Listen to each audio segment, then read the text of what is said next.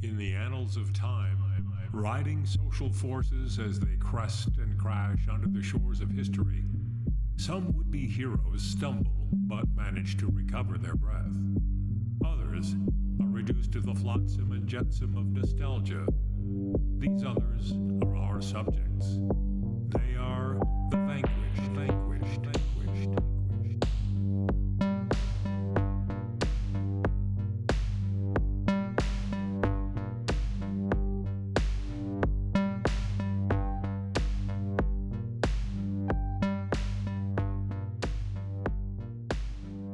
Hello and welcome to The Vanquished. Anders J. Lee here, my co-host Freddie G. So happy to be here. And we have our special guest who's our second now returning guest, much like the president-elect. Wow. And do another one, Jaffer Khan. Nice, great intro. We're talking today, less than a week out from the 2024 election. We try to be a historical podcast, but it is unavoidable. History is now. That's true. It's all around us. History is living and breathing and eating us alive. Donald J. Trump has just been elected non-consecutively yet again, and Kamala shat the bed. I was told we weren't going back. Yeah, which they actually went back from that slogan and stopped using it as much. Because it was a bad slogan. You think so? Yeah, not going back. Like, talk about what's happening next, right? Isn't that the kind of classic thing people say about slogans? Yeah, that's fair. It may have also backfired because not going back to 2019, which by standard mainstream economic indicators was a good economy. It's not what I would consider a good economy, but if you talk to even like Will Stancil, who's a Twitter pundit. If you look up the standard economic indicators, you will find that things were good. Right. And it was before inflation, which there's also not really a coherent response to because you have, and this is what drives me nuts, is Chris Matthews, who was kind of vanquished by Bernie, by himself. He vanquished himself off the air for saying insensitive things about Bernie Sanders' candidacy in early 2020. He blames inflation on the domestic spending bills, on the Recovery Act, and this is like a liberal Democratic partisan guy who's saying, yeah, that's why we have inflation. The same guy who had his show Hardball through all of the second Bush administration, when we were just running massive deficits, adding to the national debt, and for some reason that didn't lead to inflation. Like, you really have not adjusted your thinking cap for any other, like, maybe there's some other factors like supply chains, a pandemic that affects the cost of goods. Corporate good, I got a bit, So inflation is the rich people term for it. It's like, well, people owe us money and now it's worth less. It's really about how much resources do people have, and a good way of seeing that is you compare the inflation rate to the rate of increases in wages. And basically, wages have gone down. People's wealth peaked. In Classic graph you're spitting right now. I got a graph. It's by a different guy named Fred. I've pulled up that graph so many times in my life. The graph says on the top left corner, FRED. Is this a think tank for Freds? It's like-minded Freds, This is your graph, bro? Yeah. I assume the people who do this might be more conservative or whatever, but basically working people's wealth peaked at some point in early 2021. And my whole thing is, are you poorer than you were in September 2021? I think enough people were, and I think that's ultimately why she lost. It's not that Gaza wasn't a factor. It's not that racism and sexism weren't a factor as well. There's multiple factors, but the number one thing was it's the economy, stupid. Regular people are poorer, and that's who you need to vote for you, not just a bunch of rich people. Election night, Tuesday night, where were you guys? Oh, I told you I was in bed throwing up. I had food poisoning, which means I didn't vote. America, come get me. Literally, please come kill me. Probably the most rational calculation. Kamala lost due to 14 million cases of food poisoning, I think. Yeah, I was throwing up all day. I couldn't swallow literally a gulp of water without throwing up. Oh, my God. Didn't get to vote. Ooh, sorry. The dry heaves? Sorry, democracy, huh? You had the dry heaves? Yeah. Those are the worst. Ooh, oh, yeah. Because there's nothing there, and it's still like, it was brutal. Something's here. It sucked. You know? Yeah, it was one of those, I'll remember that forever. It was rough. But yeah, sorry, that's what I was doing. I was doom scrolling. It's very weird for me. Kamala's campaign was depressing the hell out of me. I mean, I've been going through a lot of personal shit. My dad died. I lost friends over Gaza. The world was just depressing. I was down, and somehow Kamala losing at least made me see like the things I care about aren't fake, and like it sort of made me feel better, even though I feel very guilty about that. So somehow I was sitting there depressed, and then my depression was cured by Kamala getting her ass kicked. I wish she would have won, but if she was going to lose, I'm glad she lost badly to repudiate the Liz Cheney-ishness of her campaign. I don't know what I would have hated more. Like, I don't know if annoyed is the right word or angry is the right word. Somewhere in between. Frustrating it is seeing like all our liberal friends all of a sudden become politically awakened online, giving these long diatribes about how sad the world is because Trump got elected. That's their only kind of thought the last year. I don't know if I would find that more frustrating or having Kamala win and seeing them celebrate like without any caution, like without any, like, you know what I mean? Like seeing that pure celebration would have been just as bad as in terms of just like what we're seeing after the election. Obviously, like, don't get me wrong, I don't want Donald J. Trump to be our president. I don't want either one of them to be president, but I haven't really started processing that part of it yet. I haven't really started processing that where it's back to Trump time again for 4 years. I'm still in the mode of being mad online about all the posting by libs. I'm still in pissed off at lib mode right now. Which, you know, I think it is going to be different, though, from 8 years ago, where the day after, I remember, it sunk in for me. I went to a demonstration the day after he got elected, and there's a chant, "We reject the president-elect," and that always stuck with me. It's a good rhyme. Didn't end up getting him to not become the president. But there was all this energy, people taking to the streets, and that has not happened yet. But I don't know if that's entirely a bad thing, because now there's an opportunity to be more focused, and we know what it's like to deal with just a mass mobilization of people, and what it's like to deal with the Trump administration that's doing awful things. And organizers, I think, have thousands, maybe millions of people have developed into organizers over the past 8 years. And Biden was kind of like a purgatory. He's got a big lull for the left. So now there's a chance for something new. I don't know if it's going to be, things could end up getting worse than they were during his first term as far as organization. But I think there's a chance to really have a mature sort of strategy, and now people really know what they're doing and aren't going to be a victim of their own success as they were in like 2017, when these organizations getting like all this mass amount of people that they didn't know what to do with. Oh, yeah. Now, not to toot my own organization's horn, but like Democratic Socialists of America, we know what to do with an influx of people. At least have a better sense of it. Back in 2016, like, I thought of politics just like sports. Like, I was like, it doesn't affect me. And like, it kind of was an awakening for me. Yeah, now I'm like a deep level. So yeah, the 2016 election definitely changed my life. I know, like, they did the rally at MSG, the Trump Nazi rally, where Tony Hinchcliffe said all the racist stuff. And, like, people were going to go protest. And I was like, I don't want to be seen as protesting for Kamala, because Kamala is not with us in the protesting. She's cool with people getting their ass kicked for protesting Gaza. Yeah. So there is a thing of, like, yeah, like, you're not going to take to the streets for Kamala. Which, do y'all think that might be one reason why we're not seeing massive liberal protests against Trump being elected like we did in 2016? Because in 2016, Democrats, liberals were like dumbfounded by Trump being like, they completely didn't expect. They were like, how could this happen? Something must have, like, we reject this. But with Kamala losing, those questions aren't there. There's no question of like, how could this campaign not have worked? People are like, yeah. She repeated all the mistakes that Clinton did. Yeah. And did worse. Yeah, and did a genocide. Yeah. She also said she would build the wall. Yeah. Oh, and that, she said that? Yeah. She did. The bipartisan border bill includes building a lot of the wall. Oh, man. So she gave in, and if you want a wall, you're voting for Mr. Wall himself, Donald Trump. Right. Yeah, he's seen as inventing the wall. He didn't even, every idea he has, he stole. But There's somebody who's really enthusiastic about it being a partial The wall guy is right there, like you said. Kamala's like, I grabbed her by the pussy. Like, dude, he's the guy already.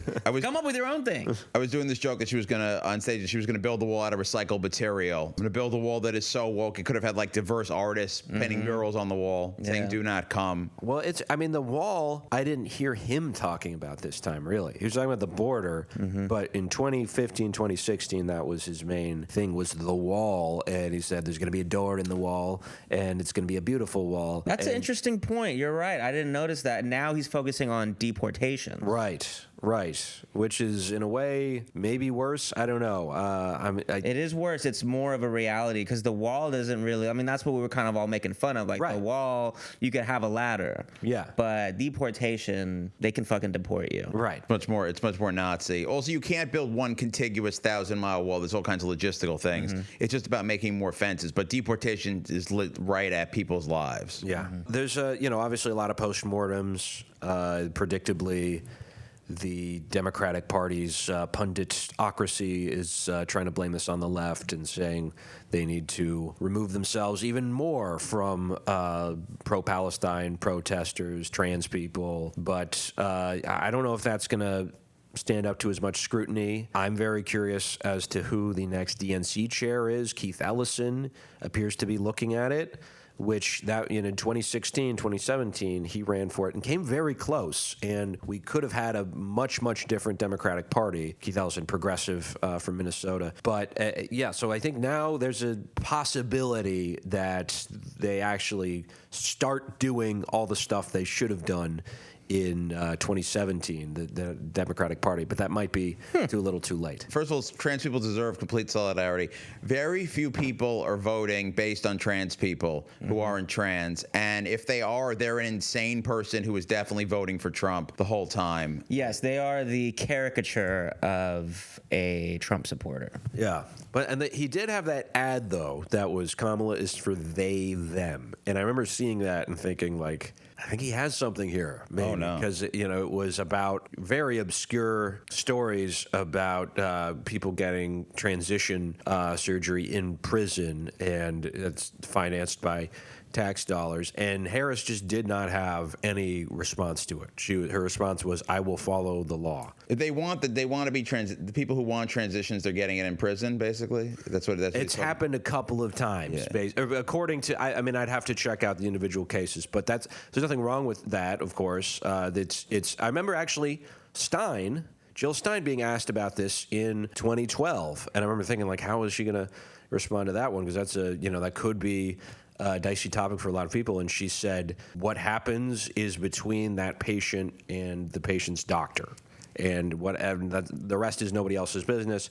And what I think Kamala could have said is that, and also, if you're worried about taxpayer dollars in the prison system, good news, we should put way less people in prison and spend that money elsewhere. So, but she didn't, obviously she doesn't want to do that. She's a career cop, and so that didn't happen. Kamala was very upset that people were getting Medicare for all. So, yeah, any kind of universal health care, Kamala's like, I cannot be for this anymore. It is not 2019. Right. Yeah. Which was, I think, another real Achilles heel. Is she said all this stuff in 2019 to win over people like us, and at the time we were saying she doesn't mean it, and that was confirmed to be true these past few months, past 4 years, really. But there is, I do want to shout out a good postmortem from Ben Davis, who wrote for The Guardian this article. None of the conventional explanations for Trump's victory stand up to scrutiny. I do know Ben a little bit from Twitter and DSA. But as he points out, there's this argument that the base wasn't mobilized enough and the turnout wasn't the same as it was 4 years ago. And that could be true to some degree, but there is a very good chance that when all is said and done and all the votes come in, the turnout will actually be higher than it was 4 years ago. We don't have the full numbers yet. So what Democrats really have to look at is the campaign they ran and why people are going over to Trump. And as Ben points out, that he represents a twisted version of the American dream of kind of being a grifter. People are very jaded and cynical, and you have this guy saying, like, you can make money off crypto. It's bad probably, but it's a way that you can get by. And you know, we were in a culture with just extreme acceptance of legal gambling and people doing that to make money, losing money. That's like a message, right? Is that you could have a grifter in chief who will help you do grifts. Well, it's like Dina Hashem's joke. Conservatives want a con man. Liberals want a con artist. They want someone who will pretend and be a little, you know what I mean, lie to you about the fact that they're lying to you. Right. Whereas Trump is like, I'm lying to you. But it's bad. The prospects for the future, just demographically, are in terms of like who's supporting what. It's shifting. You know, things are moving around. We're not at a point yet where a majority of even working class people are voting for Trump, but the Republican Party, who knows where it goes after Trump? I don't know. I've been saying this. I don't know if you can recreate him. I don't know if J.D. Vance has that juice. Politically, they are kind of on the same weird wavelength, but there's only one Trump. Yeah. And I don't know if Vance can recreate that. So, I mean, we'll get to... Yeah, Vance is pretty juiceless. Yeah. Tim Walz is the only man who's ever made J.D. Vance seem likable. Yeah. In that debate, yeah. Kath Barbadora had a good quote that I saw at possible future guest. The easiest way to understand the election is that people lack a materialistic understanding of the world to the point where they hate their HR departments more than they hate their bosses. Wow. Yeah, the Democratic Party right now is the HR party, for real. Kamala does have an HR energy. I remember thinking Hillary Swank. Let's not get it wrong. HR does suck. Also, But they're there to take the fall for the boss. They suck because they're the cops of the boss. Exactly. Yes, exactly. They make you think that they're on your side because it's their job to like listen to you. But at the end of the day, they get paid by the boss, and their job is to deny accountability. To they should read your Miranda rights every time before you walk into their office. Well, going back a bit, Biden, of course, comes into office in 2021.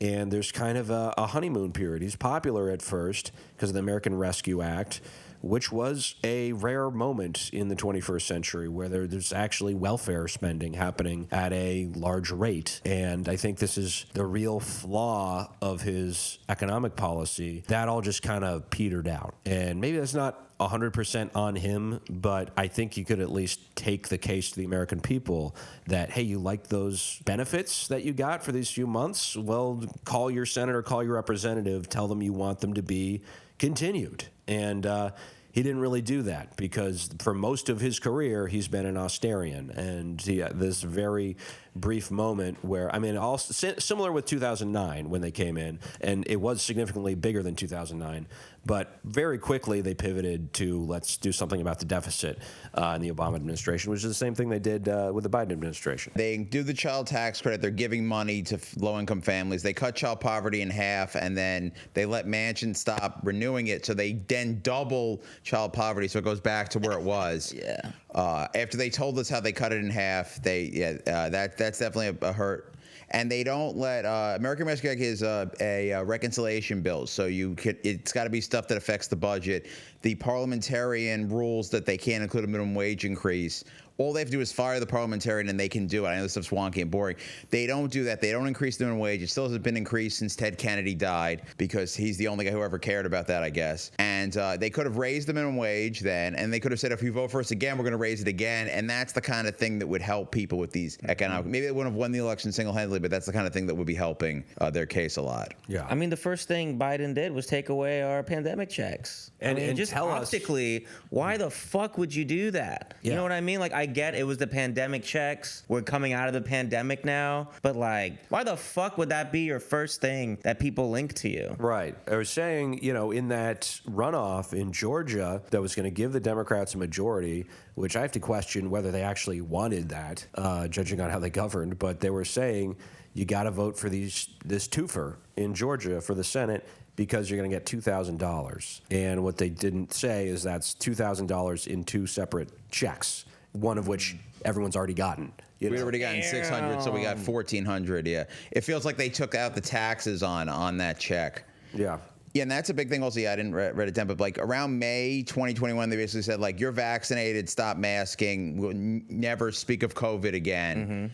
and more people died under Biden because of COVID, and like it just feels like they don't care. Now, if you want to get the booster, you need health insurance. They said we are going back to not caring about COVID and people's health. I will say shout out to CVS, which you can get it without insurance through the booster there. Love CVS. Always a great time at Sponsor the CVS. show, yeah. But always a pleasant environment at CVS with a Chips Ahoy behind a glass laser system. Right. But no, that is nice. Yes. I mean, I know this because I tried to get it at Duane Reade and then learned I didn't have health insurance anymore. And they were like, dude, life sucks. yeah. I thought CVS just took my insurance. I don't know. Yeah. Though they still, if you have it, they will still check it and note it, but you can get it with insurance. At least is what I was told. CVS is full communism. Then you have to wait on lines to unlock your food out of the thing, but also you get free health care. That's true. Yeah. But I mean, that's a whole. I mean, on some level, I just assumed this is my fault for not knowing I didn't have health insurance. I tweeted about it, and I had people reaching out who were like, "Yeah, the same thing happened to me." People who were like wonky policy people who said that they didn't notify. I thought it didn't phase out yet. They didn't notify me. I thought I had been renewed for another year, but it just didn't renew, even though I remember clicking OK. And this is, a continued problem with the Obamacare system. It's a mess. It's not one coherent thing. And, that's sadly an issue that has been totally abandoned everybody. I mean, I understand why the left has other priorities, but I think hopefully in the next few years, we'll bring that back to the table, Medicare for all. Dude, such a simpler time, dude. Yeah. Could we all have health care? The Obamacare, at least in New York State, like you're paying a lot of money. It's not good coverage, and it's only in network. So you have to go to very specific doctors. If you ever leave the state and like have to go to a hospital, that's definitely not in network, and then you're not covered at all. It's either expensive or the government is giving a lot of money to some company to basically not give you health care. Right. But so Biden was fairly popular for most of his first year in office. And then September 2021 rolls around, and domestically, looks like Build Back Better is not happening. John Lewis Voting Rights Act, all these things he had promoted. Wow, yeah, you're sending me back. Yeah, there was like a little bit of optimism there. Yeah. I remember that. Oh, there's some stuff in here. Yeah, they were supposed to get rid of voter ID, get rid of gerrymandering, all these things, and then they had this. That was the one that had the big infrastructure thing as well, right? Yeah, well, that's BBB. Would have been jobs. Yep. Oh my God, yeah. Childcare. Oh yeah, we got it. Yeah, BB. Yeah, universal childcare, pre-K, BBB. Yeah, there's a lot of stuff they didn't do, and it was coupled to the infrastructure bill, the bipartisan one. Then they lose a few elections, November 2021, and they make everyone pass the infrastructure one, and then BBB is just not going to happen, and they're not going to really tackle the climate until they do a little bit of a bill later. We'll talk about. Right. Yeah, that was back before Biden's eyes started glowing red when he was killing children. Yeah. But on the foreign policy front, that's the same month that the Afghanistan withdrawal happens, which I don't know. Of course, because it's Joe Biden, part of me wants to blame him, and I'm sure there was something different that could have been done about, getting people out before the transition happened. Maybe not, though, and as he pointed out at the time, these things are always messy. And in the long run, the U.S. should not be in Afghanistan. I don't think they should be anywhere, but it's been going on at that point 20 years. But there was also of course, like a country ruled by the Taliban, there's not going to be a simple, thing to do here. But the unnecessary cruelty of like cutting off, like freezing their bank accounts, cutting off, like doing all these things to like add on to like the economic isolation, which I understand is the fucking Taliban. Like we are not friends with them, but maybe this is naive for me to say. I'm not really an expert on all this, but I just feel like there could always be a little bit more diplomacy. Like, just there's even like shifting the attitude where it's like, can we please meet the Taliban in the middle somewhat instead of like starving this whole country. This whole country of fucking people, So. Yeah. I just think, that's like the moment I think his approvals fell under what I have to look at the data. Yes. But so basically his approvals never came back. The things you're saying are criticisms from the left, but I think America just was like, oh, we lost in an embarrassing way, and the Taliban's back. Yeah. It's also like it's the L got posted. Like Iraq is, I'm sure we lost Iraq also, but like that's confusing. It was Taliban in 2001, and now it's Taliban again. Like we got the L posted to the board, and people just kind of blame. It seemed like Biden underestimated that it was going to happen so quickly. Our goals in war is like regime change, right? Yeah. We won Iraq in that sense, and we big time lost Afghanistan. I mean, and I also have to wonder, like him being an old guy while this disaster is unfolding on the news, if that doesn't make an impact in people's perception of what's going on in the White House, and if this guy should be president, which I think we now know he should not have been. I mean, I don't think he should have ran in 2019 in the first place because I don't like him. But early on, there were signs that he was senile. There's an account that came out from about 2021, his first year in office. He has a meeting about, I believe it's Build Back Better, and he can't conclude. He doesn't know what he's talking about, and he doesn't know how to wrap up. I mean, he's always been a long-winded guy, but it was like a meeting with congressional Democrats, and people were like looking around, like, what's wrong? Nancy Pelosi had to step in and basically finish his sentence or his paragraph because he couldn't keep it together. And that was 2021, and he didn't get. And that was Nancy Pelosi. Right. Had to be the one. Yeah, someone who I think is like his age, if not older. Last thing, sorry, real quick, I want to say about the Afghanistan thing is that it was such a giant loss. Like, because on one end, yes, the average American is mad at like the quote, like taking a loss in a war, like and leaving. But then, like, even the people who are like anti-war, the decision to pull out of Afghanistan was not even Biden's, it was Trump. So like he doesn't even get credit for that. Yeah. So it's like a double loss he took on that. Yeah. No part of the population was happy with that. I mean, I was thinking about this because it's going to be interesting to see what Trump's foreign policy is like. I'm obviously not optimistic because it's Trump. It's going to be calculated and methodical, and there's one thing we know. Yeah, he was saying, I mean, he talked about withdrawing from Afghanistan during his first term, and that didn't happen, I think, because of the optics, because he didn't want to be seen as taking an L, like Biden ultimately did. It was a smart strategy to make the deal before the election and then hope you win, and then if anything goes wrong, it'll be after the election. Right. So going into 2022, his labor relations board, I do give him a pat on the back, Joe, for having like a strong NLRB that's fighting for labor rights and helping people organize. He's the most pro-union president since Roosevelt, I think. Just don't ask the railroad workers. Yes. That is a good point. The rail strike, he had the authority to help them with that, and he kind of just, I think, like the parliamentarian, this commitment to norms, legal norms, institutional norms, and didn't want to go to bat. Democrats are always like, you got to ask mom for that. Right. You know what I mean? Yeah. Like, it's always that easy. My hands are tied. Yes, I've been watching a lot of Hassan clips, and he said that Biden then did go in and get them a bunch of the days off they were asking for later, but like it wasn't publicized. Really? So there may be some. It looked really bad at the time, and I was mad. I was mad at it. I think AOC will vote for it. I think I was mad about that, but she's my congressperson. But they may have actually gotten them some of what they wanted afterwards, but they didn't publicize it well. And there is an issue with the Democrats. Yeah, they just in general not. Some of the good, they do a couple good things. They don't publicize it super well. Like they cut the prescription drug prices, but that doesn't go into effect till 2026. So people are going to give Trump credit for that. Because like my drugs are cheaper now that Trump's president. God damn it. Yeah, the large sections of the party are frightened of embracing labor unions. It's anathema to them. They think it's like an old school thing, and they're a party of the future in the professional managerial class. Yeah, those drug prices, it's only 10 drugs, and it's only for Medicare. So if you're listening and you're not in Medicare and don't use those top 10 drugs, it's not you. So they didn't cut everyone's drug prices also. Don't get too excited.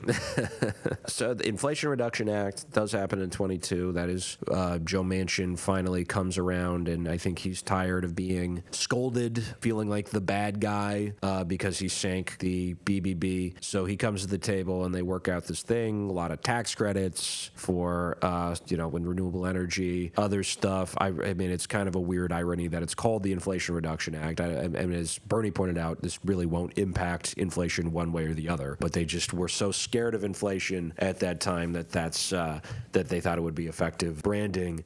This is pathetic to say, but this is kind of maybe my one shred of hope for climate change. I mean, the full shred is China and other countries doing something. But the fact that this passed and has started to go into effect, and now you have all these companies, car companies, making electric cars, I'm going to hope we don't go back from that. Like Trump, it doesn't reverse that. Having Elon around helps. Right. Elon does like electric cars. Yeah, which is, again, pathetic that we're even hoping that the fact that Elon Musk is in the Trump administration will have any positive benefit. But there are, like that streamer dude, Aiden Ross, gave Trump an electric car. They're starting to have reactionaries and fascists and awful people buy and promote electric cars, which is better than nothing. I got to mention about that car. That car is amazing because it has a picture of Trump after he almost got shot on it. It is one of the craziest cars in human history. It's a cyber truck as well. 2022. Well, let me say one more thing with the Inflation Reduction. Sorry. It did open up new drilling, and Kamala even mentions in the debate how it opened up more fracking. So it was it had some bad climate stuff in there. Why did she lose? She was so into fracking. Yeah, the fracking vote, definitely, went to her. Which is like, it's not that popular, right? And if you've already said you're in favor or you're against it, to walk that back is it just feels like a stupid idea. Even in Pennsylvania, it's like a lot of people don't like it because it destroys people's communities and their water supply. Come on, you were corresponding on Redacted tonight. It doesn't matter that people don't like it. That's true. Speaking of which, another economic factor in the Biden years is unemployed comedians after Russian state media shuts down. This happens early 2022. Putin invades Ukraine. The rest is history. Here we are. Because of that, we would both be in Washington, D.C. right now. Yeah. Is Trump going to bring it back, though? Is he going to bring RT back? Yeah, maybe they'll have to, Maybe the gang's back. Maybe you guys are going back. Yeah. I don't think he has much to gain from. I don't know what he would do. Just like tell because it's the cable companies. I miss Redacted. It was a good show. Also, it's the cable company. I mean, the DOJ has gone after RT. Even under Trump, the DOJ was sniffing around. So now that Trump's coming back, I don't really. I mean, it's also the cable providers that decided to not. Yeah. I don't know what the fuck happened. I just know Putin invaded Ukraine and RT was gone, and that made about enough sense for me to not go further into it. I don't know what was happening behind the scenes, I mean, few people do. It was like a confusing time. A lot of people were saying there's no way he's going to do this, and they were wrong. I thought that. Yeah, dude. But I remember being in those offices. We were watching the speech Biden was giving as Putin was invading Ukraine. All his correspondents watching together. Yeah. What's gonna happen to us? Yeah. We're getting fired. I mean, Trump says it never would have happened under him, which I don't think anybody can credibly say they have any idea whether or not that's true. But maybe this is kind of an October surprise thing, and they've been waiting to cut a deal between Ukraine and Russia. I know he's corresponding with Zelensky now. I hope the war ends. Biden has a lot of work. He's got a lot of work. Then he's got to do 4 years of work in like 2 months.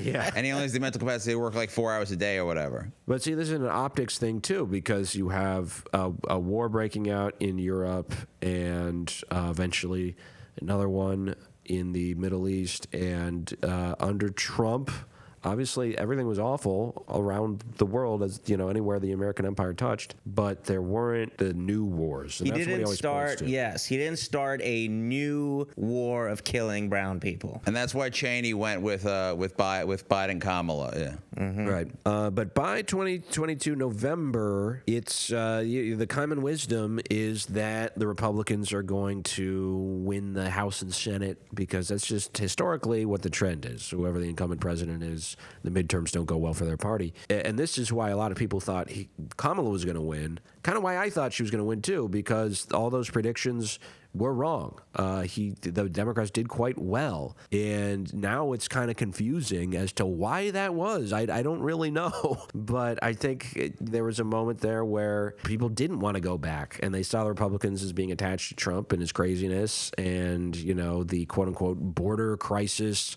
hadn't become as salient an issue. I also do think it has to do with, again, Trump the guy, which is irreplaceable. And people running who are pro-Trump, they're still not Trump. And he galvanizes something in people that no one else can. The big thing is 2022 that we missed is, Roe got overturned. Yes. And it was like, okay, this Republican stuff affects people. And people were mad. And I think that definitely helped the Democrats in the midterms. Right. They tried that again in 2024. They tried the slogan, row your vote, which I don't know that actually worked. It's interesting. Kamala might have been even worse if Roe hadn't been overturned, because that was one of her strongest issues. It just makes me like Biden doesn't do anything to help people federally. Help people get abortions maybe on federal land in different states.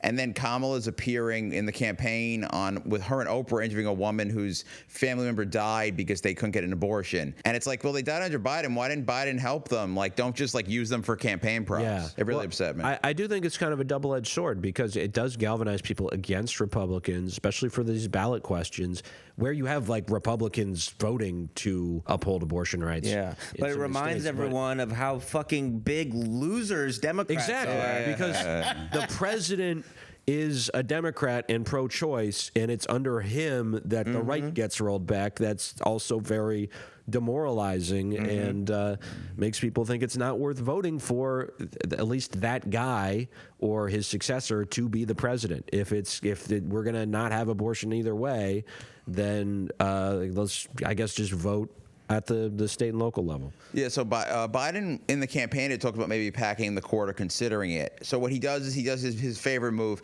He appoints a commission to study it. They produce a report that's very vanilla, and then Biden never even addresses the report, and everyone forgets. And at some point during the campaign in 24, Kamala did say, I'll appoint a commission to study it. So she tried to run back that bullshit excuse. Well, going into 2023, I think there was a kind of I don't know if there was really anyone who was fervently, who really felt like they knew what Biden was going to do about running for president. I don't know if there's a common wisdom quite when I think back to it, because a lot of people had assumed he was going to step down after one term. He said he's going to be a transitional president. And that doesn't literally mean I'm going to step down after one term, but I think why else would you say that if that's not what you mean? Transition to a younger generation. I guess we were all kind of waiting for this moment when he was finally going to be like, okay, I'm done. I'm handing the reins to Kamala. And if he had done that in late 2022 after the midterms or early 2023, then you would have had time for a primary. Pelosi said in an interview that that's what they expected Biden to do. And the fact that Harris did not have a primary was a net negative, because she may not have even gotten the nomination. Because, I mean, we've known since 2019 that she's a terrible candidate. That part of that is racism and sexism, but she's also just is not. Gabe Wynant pointed this out that in his piece in Dissent magazine, which is a good sort of reflection on the 24 race, but he pointed out she's always answers questions like she's a kid who forgot to do their homework and is just kind of BSing. And if you have a primary, then voters see that who are Democrats, and they decide to go with somebody else. Or potentially she gets better as a candidate because she has to sharpen her issues on things. And you also have the reason Biden won, or a big reason, in my biased opinion, is he had to kind of meet Bernie, I won't say halfway, but like 3/4 of halfway maybe, and adopt some more progressive policies, and that galvanize more people to vote for him. None of that happened. There wasn't a primary except for Biden running, and I do kind of blame Democratic voters. I do think there's some onus that they have to take on for renominating Biden, which they voted to do, and then it ultimately he stepped down. But clearly this guy is senile, clearly unpopular, and he still cleans up in all of these primary states. I mean, the uncommitted movement, which was a valiant effort. I submitted a blank ballot here in New York. It wasn't big enough. You had Dean Phillips, Marianne Williamson. None of these things were a big enough strike to embarrass Biden to the point where he would have had to drop out. I think I mentioned the time in 1968 when Johnson was running for re-election at first, and then the New Hampshire primary, he wins, but it's a pretty narrow margin for an incumbent president, and that's a humiliation. And then he has to drop out. And the same thing should have happened, but for Democratic primary voters, who I think are just sycophants. And I blame them. I think they have the ultimate responsibility here. I got to disagree with you a little bit. I think a lot of people probably stayed home in the primaries, but there was no other option. In 1968, basically someone gets Eugene McCarthy, who's a sitting senator, to run. And in this case, behind the scenes, they basically said, if you're an elected Democrat and you run, we will destroy you. Right. And I think this is it hasn't come out. This is my theory, though, and this is what it feels like. And they basically, there's no other option but Biden, because you're going to vote for Marianne Williamson. Like, she just seems. Sure. Yeah. I mean, there's Dean Phillips, who's a congressman, and I guess traditionally it's senators or governors, but he was denied airtime, and I mean McCarthy was not the most well-known guy before that 68 run. So I mean, it's obviously you're right. They behind the scenes cleared the field. They were willing to. I mean, this came out over the summer. They were willing to basically bring the ship down with them in order to renominate Biden, and that's kind of what happened. So I think I hadn't forgotten Dean's name before. I think only a small percent of primary voters knew Dean Phillips was running. Yeah. He was running to the right of Biden, though, right? Isn't he more like a centrist? Was he? I don't think he was running on an anti-war thing for sure.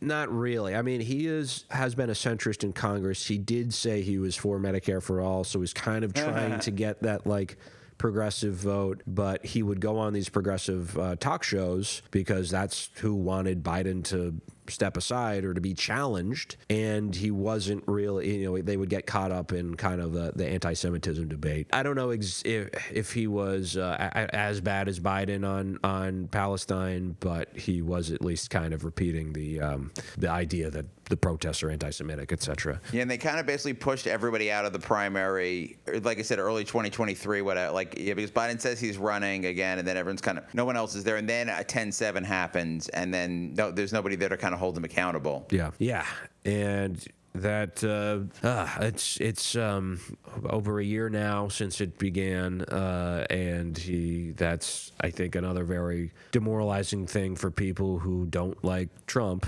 that they have this genocide going on and he's not exerting any real influence to stop it. Yeah, I would just say the whole time it felt like it was going to end in a week or two, and a normal president would have, the war like that, it's horrible, it's a genocide even if you do it for a day, but there's food cutoff, all that, it would only go on for a couple weeks, or they would definitely wrap it up by the end of the year, whatever deadline, and then Biden just made no effort to wrap it up, or no real effort. They did some kind of temporary ceasefire in November 2023, but basically we've been in a 2-week emergency mode for a year, and it's just insane. And then what I even think the real October surprise ends up being, at least to me, is it's a little earlier than October, but on September 30th of this year, they expand the war to Lebanon, and it's not only are you not getting a ceasefire, we're doubling the amount of places that are getting genocided. Right, and that contributes to the perception that the world is chaotic under Biden, and it was more peaceful under Trump. In 2022, they do lose the House in the midterms. They keep the Senate. They may expand in the Senate, but basically they can't. That's right. Yes. They can't pass bills, so they're not.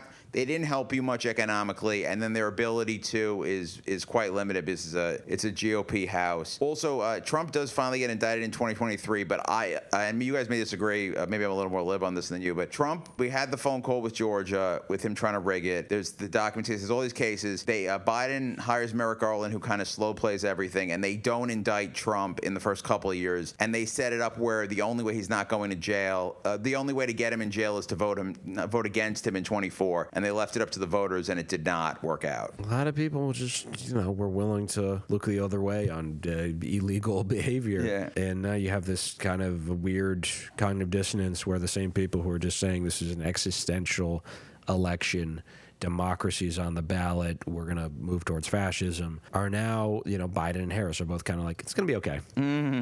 Just we'll get through it because they're going to be okay, but other people won't. So yeah, 2023. He goes by to the 2024 primaries start. There is the uncommitted movement, which I still think was worth it. But by the summer, it's clear he's trying to stick in it. And there is a perception that among liberal elites that the senility thing, that's just a right wing talking point. These videos of Biden supposedly tripping up, those are deep fakes. They're actually calling them deep fakes. Crazy. Yeah. There's a video of him in Germany where he talked about Gerhard Schroeder, who hasn't been prime minister in a long time. He's getting things mixed up. And that's, after he's like cruising to the nomination. But it doesn't really become, there is the press conference he gives regarding his son that turns into kind of a referendum on his senility, because there's a reporter who asks him, she says, "Sir, in 2022, you said in response to whether or not you're too old to run again, watch me. And voters have watched you, and they think you're too old." And he gets so furious and is like, "That is your opinion." But it's not her opinion. That's what all the polls have been saying for, I think, the majority of his administration, that he is too old. The majority of people think that. Yeah, I mean, liberals, Democrats being like absolutely delusional. Like it's such a great example. Like in the same way, like people like liberals are like, how could these people vote for Trump? It's like, how could this guy babbling on stage, like not making any sense, and yet half the country is like, no, he's fine actually. You know what I mean? Yeah. Like in that same way, like conservatives are gonna be like, yeah, half the country's insane. Right. Yeah, and this is one of the, I think this is going to go down as more famous than the Lincoln-Douglas debate, his debate with Trump, because you thought it couldn't get any funnier than just Trump being a candidate and then president, and then you like finally match that with the other side. You have a guy who should not be doing this. And y'all remember, night of those debates, like CNN, when their post-announced coverage, they all immediately fell in line and were like, actually, he is too old now. We all think that now. And we all were like, oh shit, Biden's getting fired. We're seeing it play out right now in front of our eyes. Right. It was immediate with the first answer. I did just, I wanted to add, the Beau Biden thing was crazy. The thing with the press conferences, I think he didn't seem to remember when his son had died. I think he's arguing about that. He does the State of the Union in 2024, and I remember watching it afterwards, and it was mediocre, but people said he looked alive at the State of the Union and decided that the age thing was put past him. I also remember from that State of the Union, it was bad. He uses the word illegals to describe illegal immigrants or undocumented, whatever, and then he starts trying to get that border bill, the bipartisan border bill that includes the wall and stuff, and he's tacking to the center. He's making everyone on the left really, really dislike him. He's still doing genocide. We're calling him Genocide Joe. But after the State of the Union, the establishment didn't talk about him being senile until the debate that we were about to talk about. Yeah. In the debate, this is I think the most famous line. I'm going to read it here in my normal cadence. Just give people recreate it. And about to get ageist as fuck up on this podcast. I mean, this is when people are saying this guy should still be running for president, should be president, when he says, and think of someone think of me as you're listening to this podcast just saying this, we'd be able to wipe out his debt. We'd be able to make sure that all those things we need to do, childcare, elder care, making sure that we continue to strengthen our healthcare system, making sure that we're able to make every single solitary person eligible for what I've been able to do with the COVID, with dealing with everything we have to do with, look, if we finally beat Medicare. Boom. Roasted Trump with that. Got his ass. It sets him up perfectly because he says, well, he's right. He did beat Medicaid. He beat it to death, and he's destroying Medicare because of all the people coming into the country, which is a narrative that the Democrats just have not been able to combat. All this stuff that they supposedly believed 2017, 2018, no human being is illegal, they have thrown by the wayside, and they're giving into this. Which all the fear-mongering crime statistics are so easy to argue against. Yeah. And the Democrats instead are like, no, let's embrace it. Let's be Trump Jr. Yeah, and illegal immigrants commit crimes at a lower rate. It's all just terrible. Yeah. He did mention elder care in that answer, and yes, we really do need elder care if the president needs it. We definitely need it. There's a good quote in there where Trump is like, I don't know what he just said, and I don't think he does either. Yeah. That was awesome. Again, some hope here. Trump talking about the environment, and he says he wants absolutely immaculate clean water, clean air, and we had it when he was president. We had H2O, he says. We had the best numbers ever. And my top environmental people gave me that statistic just before I walked on stage, actually. He says, which, as people pointed out at the time, Trump did not have a good debate either, but people were distracted by the shit show that was happening on the other side of the room. Yeah, Trump says that the governor of Virginia told him they were killing a baby after it was born in some kind of like weird abortion thing. He also says we're eating the cats, we're eating the dogs line in this debate. Oh, he says it in that one, too. Oh, that's the other one. I'm sorry. Okay, yeah. Sorry, yeah. That's the other one. Sorry. Okay. Yeah, so moving ahead, the convention is nearing. The calls are growing for Biden to bow out. I think we probably, I want to think we will get the full story somewhat soon about what actually went down behind the scenes. But I have a pretty good bet. I think this is probably what happened, that Obama wanted him out, Pelosi wanted him out, and that she threatened him with just totally blocking funds to his campaign, which there were donors who started dropping out after that debate. So they would have hemorrhaged him even more money there. And you would have had more members of Congress saying he's got to step down. Eventually, maybe the entire Democratic caucus, I guess, except for the progressive holdouts, which is another pathetic thing to see. AOC and Bernie being like, no, this is the best we can do. And then Obama, this was reported by Seymour Hersh, and I wonder if we're ever going to get a clear answer on whether or not this happened. But he said Obama assembled enough people behind the scenes in Biden's cabinet who were going to invoke the 25th Amendment? 25th Amendment. Yeah, that says the president is not capable of serving.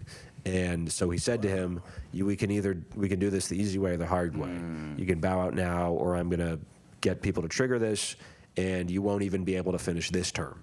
So if you like being president, at least have these next 6 months, because otherwise we're going to force you out. Which would have been, I think that would have been a good thing ultimately, because you would have had Kamala now as an incumbent, right? And incumbents have a higher rate of reelection, and also would have been a very clear break with Biden if he's forced out of the presidency, and you have Harris starting to do different things. I mean, she's so, wishy-washy that I don't know if she would change anything up, and her governing would maybe potentially already be a disaster.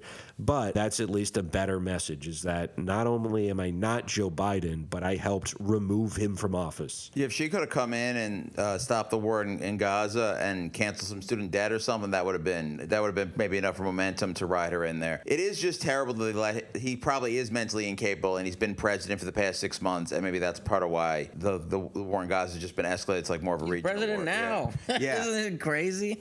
Yeah, it's people just completely forgot that he was president, and it's like things are not going well. But he does get replaced ultimately. He bows out on a Sunday afternoon, and I remember this being reported on the Friday, and at first I was like, oh, is this happening? And then eventually I was like, no, I think this is a false report. And then eventually he announces via Twitter that he's stepping down, and then a few minutes later, there's a few minutes there where it's like, okay, so we're going to have an open primary, and who knows what's going to happen. It was literally a few minutes. Yeah. We thought that. And then he's just like, Kamala Harris, she's the gal. A lot of people think he did this to spite Obama, because he was mad that Obama was one of the people behind the scenes pushing him out. So his way of getting back at his old boss, who saved his political career, the guy who made him relevant to begin with, that his way of getting back at him was anointing Harris, who Obama, like most people in politics, did not think was a good candidate. There's one report that Obama wanted Mark Kelly to be the guy. I don't know if he actually would have been that much better, but she becomes the nominee, of course, and it's the DNC. They don't let a Palestinian speak at the DNC, which I think is shooting herself in the foot, right? Just not even have someone give a speech, let alone commit to any. Can I say something about uncommitted? And I did a little stuff with it was Leave It Blank in New York. The problem with uncommitted is like they showed numbers. And then they committed, and they said, "Oh, we're going to vote for the Democratic nominee." Like the point is to threaten it up until the election and try to get concessions and save lives in Gaza. And I feel like uncommitted, basically, like their bluff got called. I mean, At the end of the day, their bluff didn't get called because Trump is our next president. Right. Yeah, I mean, But yeah, I get what you're saying. No, but they basically weren't willing to stay uncommitted until the election. Like, yeah, we're not going to vote for you if you don't stop killing people. Well, we got these numbers, and then okay, now we're committed. They said they're going to vote for the Democratic nominee. They're like, well, give us a speaker, and then I mean that would have been something that maybe got them some PR wins. But like, no, we're not committed to voting. And I mean, I was part of that. You know, I mean, I wasn't a big organizer, but like, I left my primary blank, and then I did end up voting for Jill Stein because they escalated the war, and like, yeah, like people. Yeah, I mean, at least to me, it was like if you're going to show the numbers, you can't just give in immediately after. Like they gave in without a fight. You're saying that when it came to being uncommitted, they were pretty uncommitted? Yeah, exactly. Yeah, they wouldn't stay. Yeah, they didn't stay to the commitment. It seemed like they took their little win, and then that was it. But like, they didn't get anything. I know there were a lot of people involved in uncommitted who ultimately did not vote for Harris. But as we've seen, the Democrats will go down with the ship. They would rather lose to Trump than change their position on Israel. Every election like this, that question comes up. Like, do the Democrats want to win? What's going on? Is it incompetence or is it they just don't want to win? They have other interests in mind. You don't fucking know. That's how terrible they are. Right. Ultimately, that's why I'm mad at them. I'm mad at Biden. I'm mad at Harris for running such a bad campaign. You know, so pissed off, dude. They have the ultimate responsibility. We did leave one thing out from the campaign, which is now an incredible turning point of history, which is when Trump almost gets shot. Right. And that's Biden is still in. At one point, Biden hasn't dropped out. It's about a week before Biden dropped out. And Biden was almost like, oh, well, it's not a time to push anybody out of the race now that he almost got shot. But it's insane. Yeah, it's just insane that the guy was able to get on the roof and people saw him and they didn't stop him. And yeah, Trump was almost taken out, and that would have completely changed the selection and now American history. A few inches away, yeah. The Democrats were like, guys, stop trying to take out the fascist guy. That is a fascist, all right? He's our friend. I mean, they did kind of, I mean, that seemed like it changed the race. The next week, Harris becomes the candidate and totally sucks all the oxygen out of that room. But the longer she was a candidate, the worse it got. I mean, she was behind when she took over, but they were at least trending up. I saw this a few days ago. There was a map that was an estimate of the results during Biden's campaign, and he was losing New York. Like, he was like just a handful of states. Like they were headed for total 1984 almost level annihilation. So I guess she did better than that. And that is the official story on how Biden decided. I mean, I don't even know if there is an official story, but they've kind of acknowledged that they showed him the data, and they said, sir, there is no way. And that's what convinced him. But yeah, she wasn't able to make up that ground and didn't do a very good job of trying ultimately. Yeah, as you know, we're going to be talking about for the next 4 years, Liz Cheney is not the best person to campaign with, no matter what party you are. But especially if that opens up a talking point for Trump to say she's a neocon. And they don't have a response to that. Their best response is like, well, she's not going to be in charge of foreign policy. It's just a confusing, you know, that was the pitch that, yes, we have Dick Cheney. We also have Bernie Sanders. That's a confusing mishmash. That's not an effective message. And the foreign policy argument was bullshit anyways, because it's like, don't worry, the Cheneys will hate our foreign policy of trying to go to war with Iran. She also said that she was going to appoint a Republican to her cabinet. And there was a reason to think Liz Cheney could have been Secretary of Defense. God. Her dad was Secretary of Defense. That you could not rule that out when you were going to the polls. Which is one area where that would be worse than Trump. Because, I mean, it looks like he's not going to have Pompeo or Nikki Haley in there. I don't know that he's going to be a dove, but Liz Cheney's pretty bad. Yeah. So I want to disagree with you on Kamala. I don't think she comes off unprepared. I think she comes off too prepared. I think she has. That's a what team. she would say. Yeah, well, in a bad way though. She has a team of consultants. They write out what she's supposed to say, and she literally says those words. It doesn't matter if you've heard it before. She will not deviate from the script. It is just all focused, tested words. She's afraid to be herself.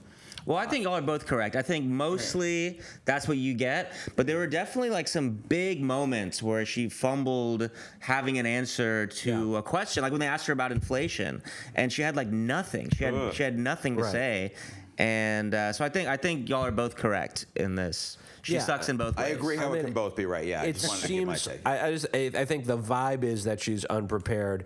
That's what it seems like. I don't think she necessarily is. I agree. She's thought out every question and had them all diced a million different ways and is trying to please everybody. And that seems like she doesn't know what she's talking about because she ultimately doesn't believe anything, and that comes through. Kamala is the girl going up presenting her project who normally is super prepared but spent too much time on working on her other project and doesn't know what to say and is like crumbling and is so sad. Whereas Trump is like the jock who goes up who didn't prepare but doesn't even give a fuck. He's just making shit up and flirting with the teacher and everyone loves it. There you go.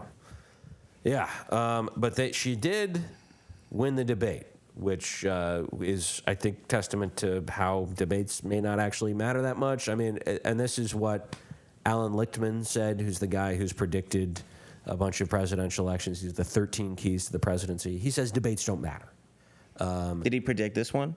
Yes, this is the first one he's officially gotten wrong. He predicted it wrong. Yeah, he said Kamala would win. He did also predict Gore, but in his defense, he says that was a stolen election. But with this, he was saying after the Biden debate, debates don't matter. I think there's some truth to that, but maybe they're overplayed. But you can't say they don't matter at all, especially when you have like an unprecedented debate performance like Biden had. Like no one's brain has exploded. That shit mattered. Yeah, I'm the world's biggest debate fan. Yeah, the debates in this election. Yeah, so I was. Is that your Hinge profile? Yeah, I love the debates. Well, I rewatched both debates for this. I'm a huge debate guy. The debate schedule in this campaign was terrible. First of all, Biden doing the debate before the convention 3 months earlier than normal, that makes you think that someone tricked him into doing that so they could push him out. Yeah. And that they just didn't want a real primary ahead of that. Also, then there's only one debate scheduled for after the conventions. It's early September. It feels like it was about 2 months before the election. So Kamala wins, she's doing all right, and then there's just 2 months where everyone completely forgets about it. So maybe that debate didn't end up mattering because it was just so far before the election and there was only one of them. And yeah, the cats and dogs line that comes out in that debate. Of course, she does the Hannibal Lecter point, and then no one enjoys his rallies. Right, people are leaving the rallies. Obviously, that ruffles some Trump's feathers and makes him mad. But is that enough to? As he once said, he could stand in the middle of Fifth Avenue and shoot somebody and wouldn't lose any voters. And he can make up stuff about cats and dogs. He can start talking about Hannibal Lecter, and it's not clear if he knows he's a fictional character or not. And he still wins because he's Trump, and he just captures this very particular thing. Also, he's talking about tariffs as a solution to our economic woes. And Harris just doesn't have an effective counter on inflation because she's. There was a time when I was doing I forget the bit, but I was doing stand up, and I had a bit where like I mentioned kind of sarcastically like I'm talking about being broke, right? And then like at a certain point I go, well, Bidenomics, and as a little aside, and Kelly, my girlfriend, would tell me, and she told me this correctly. She was like, Jaffer, people don't know what Bidenomics is. I was like, I know no one knows what it is. That's the joke. She's like, no one's heard that term before.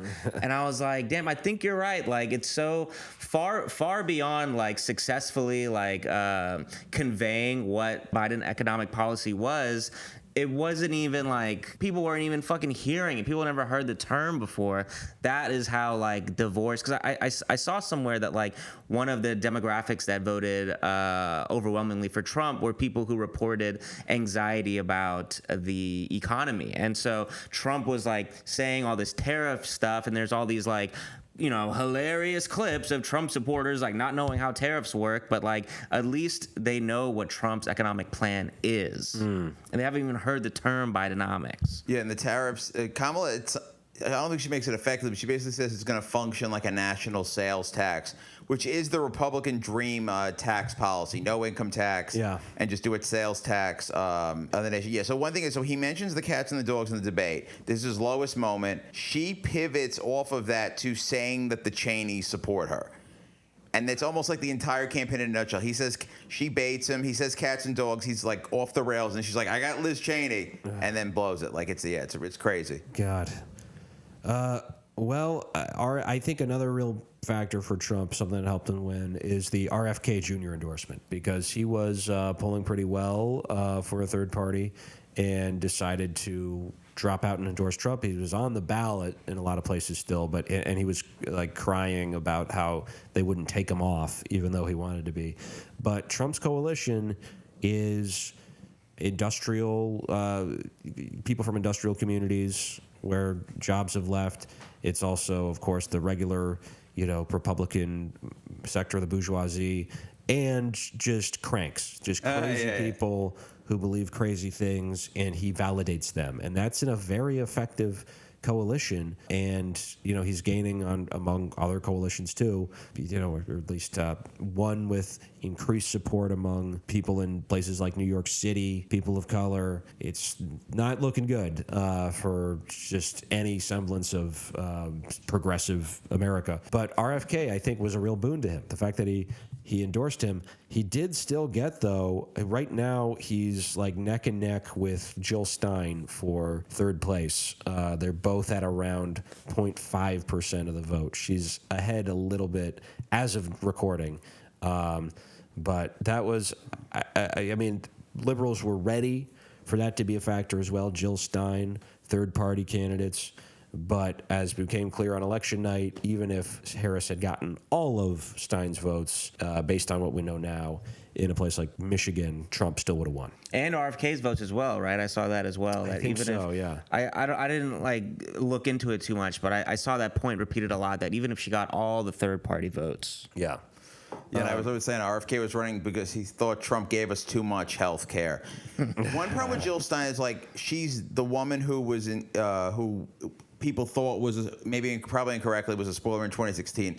The word Jill Stein, or the words Jill Stein, it's like a slur. It's almost like a slur that the liberals have for leftists, and having literal Jill Stein in was a problem. In that it just like activated this anger towards the Greens that it would have been there if it was maybe a different human being. Yeah, like Cornel West, who ended up not getting the nomination. But yeah, we will talk more about the third-party runs on the bonus half of this. There's an amazing third-party debate that we watched. But any concluding thoughts on election 2024?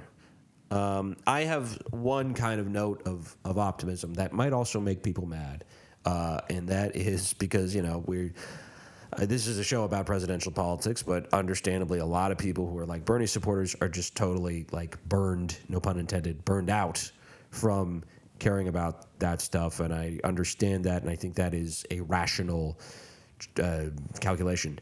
However, I think, maybe if there were ever a time where we were going to elect a actually progressive president, another FDR, if that actually is in the cards for America, I think that time would be 2028, because it seemed like that could happen, of course, with Bernie in 2020.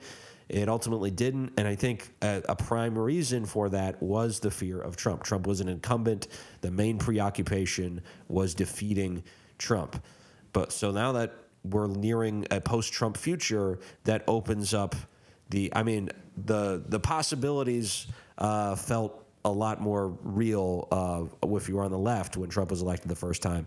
But I think over the next 4 years, that's going to happen with the general population a little bit more. People will, want something new. Obviously, I think he's going to be a terrible president again. And him not being an incumbent, if you look at from Kerry to Obama, John Kerry, that was a play it safe sort of let's beat Bush, let's get the most electable guy in there. He shot the bed. And then 4 years later, you have a totally new thing, a black guy, which at the time was just a really radical step forward optically. And now I don't think you can repeat that. I thought maybe you could. Kamala Harris would have some of that same salience that Obama did, but I think that only works once, and people are going to want substance. And if you have somebody actually promising something new without the threat of Trump being reelected, I think Democrats could nominate, and someone could be elected who is significantly more progressive than where the Democratic Party is right now. Maybe not Bernie, but someone more leaning in that direction, I think, has a serious chance in 28. Yeah, I think it's the ultimate victory of, we're not voting for a person, we're voting for policies. And Kamala went on The View. They said, how are we going to be different from Biden? And she really didn't have an answer. She basically wanted you to be like, well, I look different, don't I? And then she's like, well, I will put a Republican in my cabinet.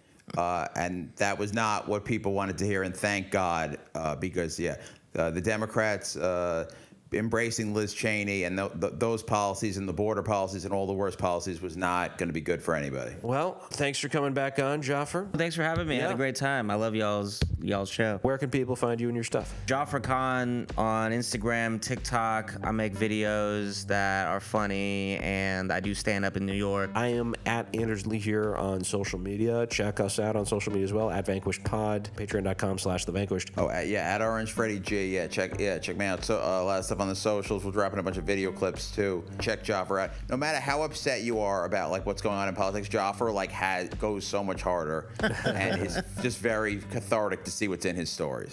Thanks, man. All right, it's Vanquished.